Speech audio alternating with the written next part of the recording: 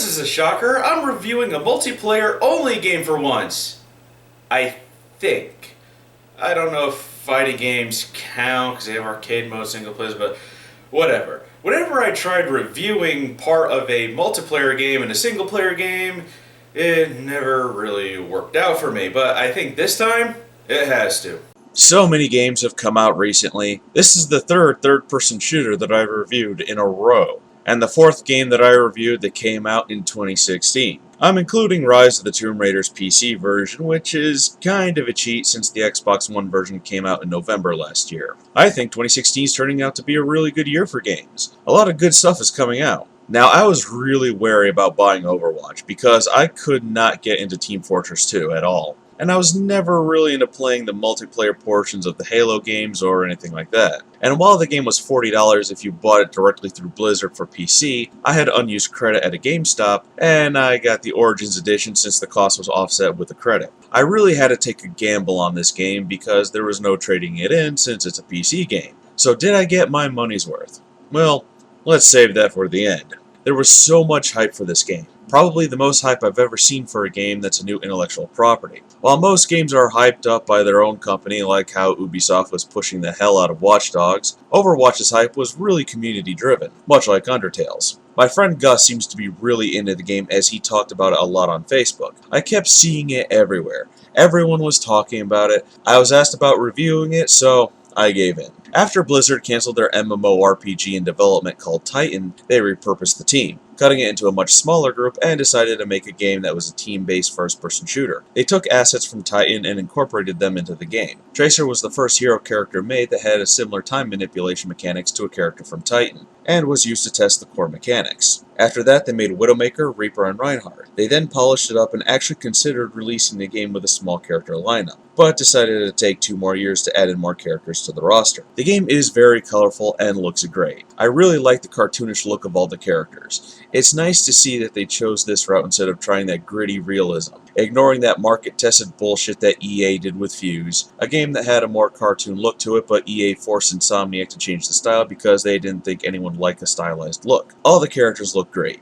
You can easily identify them, and I would love to have a Tracer, Widowmaker, or Mercy figure adorning my shelf. And I know that sounds really stupid, but you can just look at these characters and tell that they're marketable. I just love the look of this game. It looks so good. The color style of the world is all set in, the character designs are all unique, and the sound is done really nicely. I like the music and the characters' voices range from all over the globe, and they're all done very well, and their lines are pretty good too.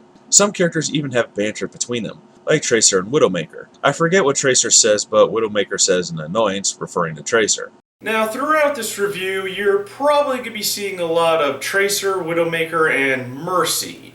Because really, those are the only characters that I'm good at.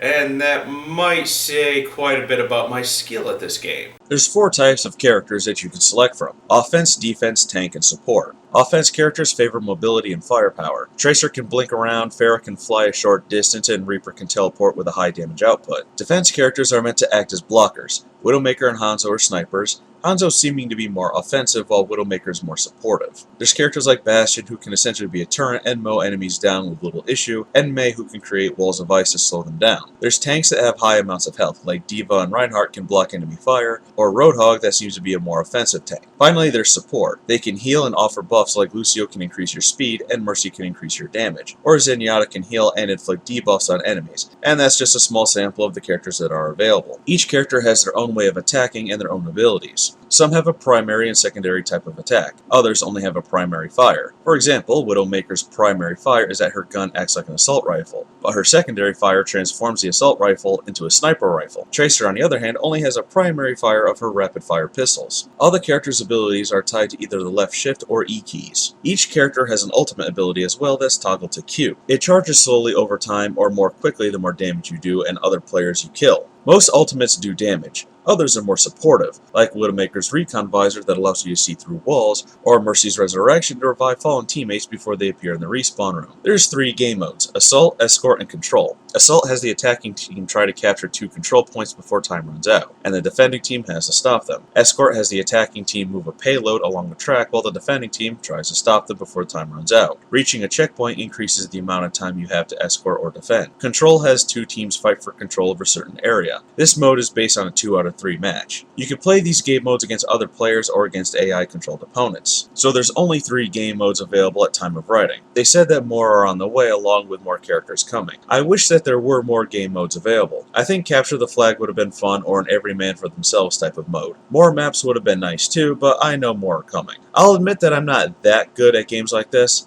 I don't suck, but I'm not at MLG levels. But win or lose, I'm having a lot of fun playing. For a few examples, I had a funny Widowmaker moment on Gibraltar. I was perched up by the payload and a Soldier 76 was on the ground. He comes up from behind my group and tries getting me. I jump back to avoid certain death. I poke my head out a few seconds later and the Soldier 76 is attacking the group from behind, picking them off while they're distracted. I headshot the Soldier 76, saving the group. Second funny moment, again I'm Widowmaker on Route 66 where they're shipping containers in the beginning of the stage. I jump out ahead of the group and scope out the area from the container. A Roadhog comes around from the corner and immediately hooks me, dragging me in, and his group that was behind him fans out around me and shoots me to death. My only response was, I ain't even mad. That was a good play. Then I had a really awesome Tracer moment, capturing a control point. It's the 3rd round, so my team and the other ones are tied. The enemy team is at 99% and my team is like at 10. I blink forward into the area after jumping a huge gap, changing it from control to contested. My group catches up and slaughters the other team, and we manage to keep the area under our control and win. I wasn't recording those moments since I was playing the game just for fun, but I do think that the matchmaking system needs a few tweaks. While I admit that I'm not the best player in the game, I will say that it feels like my team members are around the same skill level. But most of the time, and I mean like 95% of the time, it feels like the other team is at MLG levels in comparison, as whatever team I'm on is getting slaughtered. Most of the time when I join them. This isn't really a complaint or criticism because I'm still having fun, so take it more as an observation. As you play, you gain experience points and you level up. Each time you level up, you get a loot box, containing sprays, voice clips, player icons, different skins, or animations. What you get is completely random, and you mostly get different sprays or icons. While a lot of the other stuff is more rare, if you get a duplicate item, it's converted into currency, so this way you can buy the item that you want outright. And once you get into the double digits, it starts taking a long time to level up, essentially creating a have and have not mentality to get you to open up your wallet and spend more money. Now here's where it's rather controversial. You can buy loot boxes outright. Each one is about $1 each, but you kind of get a baker's dozen sort of deal the more you buy. You get 2 crates for $2, 5 for $5, 11 for $10, 24 for $20, and 50 for $40. I don't like that they put microtransactions in a $60 title, especially one that is multiplayer only, because the really scummy thing about it is, it's still a roll of the dice. It's gambling, plain and simple, except you're getting digital prizes instead of physical ones. If you want a certain skin, you need to either win it in a loot crate, or get enough duplicates to amass enough gold to buy what you want. The loot boxes are the only thing that Overwatch rewards you with. And yes, I know that I'm echoing Jim Sterling's words that Overwatch's reward system is broken with microtransactions, but I agree with him. It's silly to have only one reward system, but being able to bypass that system with microtransactions negates that reward system entirely. But I do understand that these microtransactions are intended to help sustain the game and bring us new content. At least on paper, that's how it's supposed to work. I just wish there was a different way to incorporate it, because having this stuff tied to a random number generator that you pay for is gambling. Now the following is a section I had to rewrite, because I was seeing a lot of issues with balance. Do not, and I repeat,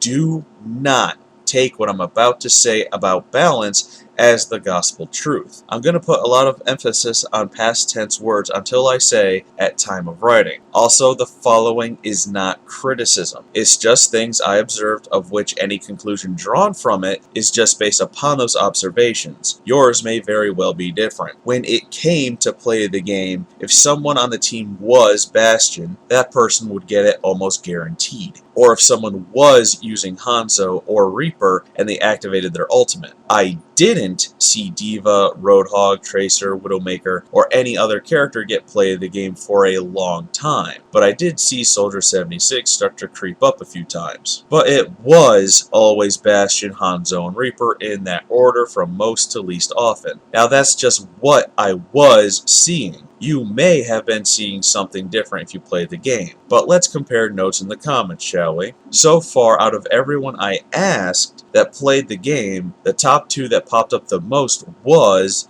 Bastion at number 1 and Hanzo at number 2. The funny thing is that when people said Tolborn, or however his name is pronounced, his play of the game would come up, showing him literally doing nothing. Now at time of writing, finalized on July 4th, I think there's been some hot fixes, because I'm seeing a lot more diversity when it comes to play of the game. It's no longer just Bastion, Hanzo, or Reaper. Well, I still see Bastion and Hanzo pop up quite a bit, but not as much as I used to. I did get play of the game twice, and my first time was with Mercy. Ooh, that sounds perverted. And that was the first time I ever saw Mercy get play of the game. The second time was when a teammate of mine was Mercy and rezzed 4 people in the group. And I've noticed that Bastion doesn't do the damage he used to and can get taken out a lot easier. I am not basing balance on play of the game though. I still think Hanzo needs a little tweaking. I've been told that if you get an enemy's head between the top and middle dots of his crosshairs, it's a guaranteed headshot, which seems to be a little too generous to me, as Widowmaker needs it to be dead center of her crosshairs for a headshot. They even weakened her so that she couldn't body shot characters like Tracer or Zenyatta. But yet Hanzo's ultimate goes through walls and kills everything in its path in a large cone in front of him, and it's something that seems to pop up a lot. Some characters I can see why they get used a lot too, like Lucio. The dude has an area effect heal and he's pretty good offensively too. He's more versatile than Mercy as she can only heal one person at a time. Reinhardt has a very large defensive shield that only Symetra's fully charged gunshot can pass through, and he can charge, pin an enemy, and smash them into a wall. Roadhog can self-heal, drag weaker enemies in, and one-shot them with a single blast from his shotgun. On the other hand, there's characters that I almost see never get any play. Genji seems to be really weak as I almost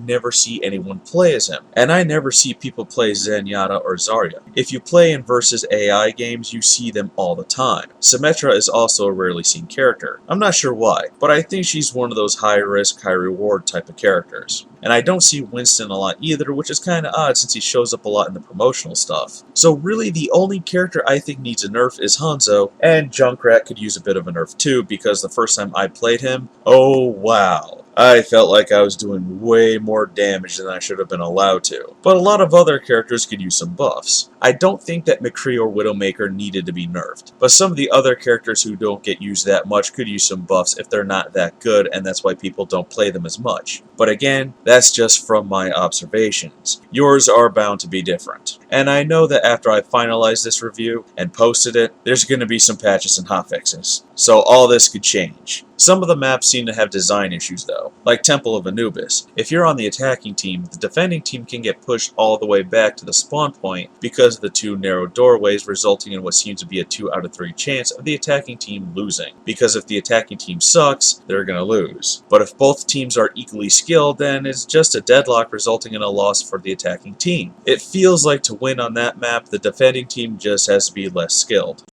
But now for the $60 question. Did I get my money's worth? Well, as you can tell from my hesitation, it's not that simple of an answer. There's a lot of characters and quite a few maps to play on, but there's only 3 game modes in which you can play with: Assault, Escort, or Control. All 3 modes revolve around killing the other team, so you're kinda doing the same thing over and over. If there were other game modes or different objectives, I think it would be a lot more fun. Like maybe a scavenger hunt type of mode. There is something called a weekly Brawl. The one that I participated in only let us use defense characters. Other than that, it wasn't much different. There's custom matches that allow you to set certain rules or team members. And since it's a multiplayer only game, your fun also depends on your teammates. If you have a bad team, then you might not have fun. For example, one match of Control I was playing as Mercy, but everyone else decided on my team to fuck off and go John Rambo on their own, scattering like cockroaches when the lights were turned on. So I couldn't heal them or buff up their damage, and none of them wanted to capture the objective, all moving around it instead of going inside to claim it. We lost the first round with 0%, and lost the second round with 17, only because we got there first. But once the opposing team came in, my team just let them have it. And I saw some of them just standing around doing nothing while I got shot at. And this event even repeated itself. With one group that I was unfortunately stuck with, the group was very scrambled. They did their own thing, which wasn't constructive to the objective. In control matches, they wouldn't even go inside the area in an attempt to capture it. When it came to attacking or defending,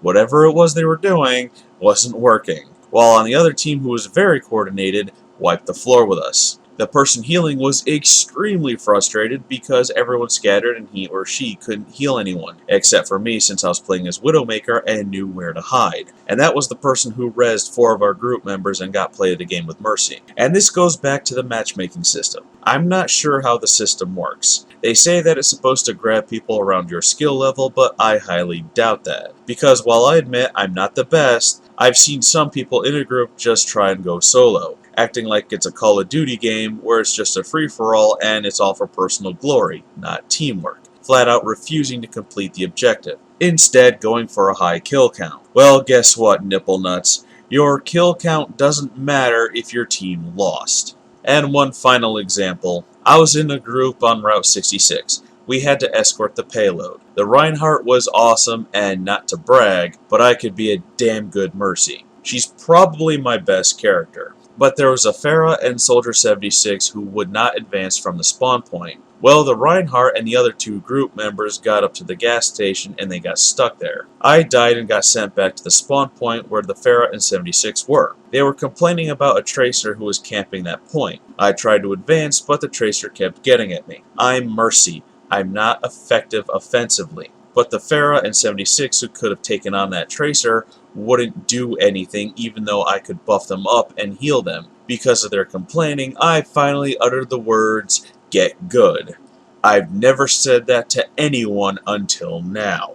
But if you don't want to play against other players because you've been on a losing streak for 10 consecutive matches due to horrible teammates, you can play against AI-controlled enemies on 3 difficulties. Easy, medium, and hard. On the hard difficulty, the AI is absolutely relentless. More so than I've seen from human players. On medium difficulty, it ranges from really easy to going against a good challenge. And I haven't even tried the easiest setting. I imagine that the AI stands around and does nothing. But my main 3 issues with the game is that the reward system is complete bullshit that's slow and expects you to pay microtransactions for what is essentially a scratch ticket for digital cosmetic items. It still feels like there's problems with the game's balance when it comes to certain characters. Matchmaking still seems really off, as I've been in groups where herding cats would have been an easier job, because the pack of ferocious wolves that is the opposing team utter decimates mine. But I would have forgiven all of that if there were more than 3 game modes, so it didn't feel like I was doing the same thing over and over.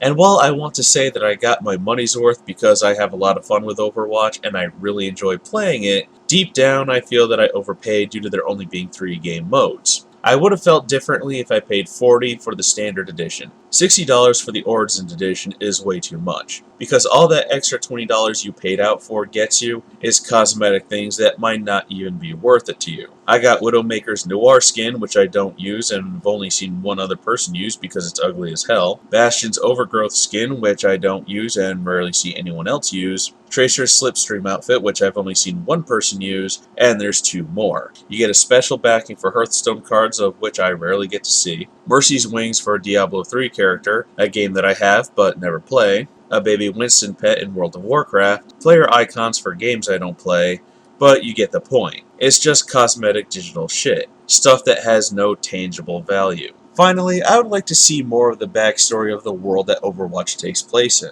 The game doesn't show you any of it. All the backstory you can find is little blurbs about the characters and what led to the current events in which you're playing in. We know who Overwatch is, but whose talent and what are their goals? This is a game coming from Blizzard, who are masters of making really interesting worlds and stories with a lot of lore. Overwatch seems to have plenty of it, but it doesn't show it. I know you can't expect much of story in a multiplayer-only game like this, but it's just something I would like to see more of in-game. I don't know, maybe a movie theater option for clips to explain story or something. But the previous things I mentioned are sure to be ironed out at some point. Blizzard is really good about patching and balancing their games, so I'm not going to currently hold it against them. After all, you never know what players are going to come up with until something's released. So, at the time of this review, I'm going to give it a full price rating. Now, if and when, and hopefully when and not if, Blizzard adds more game modes to it, then it'll get bumped up to Gift from God.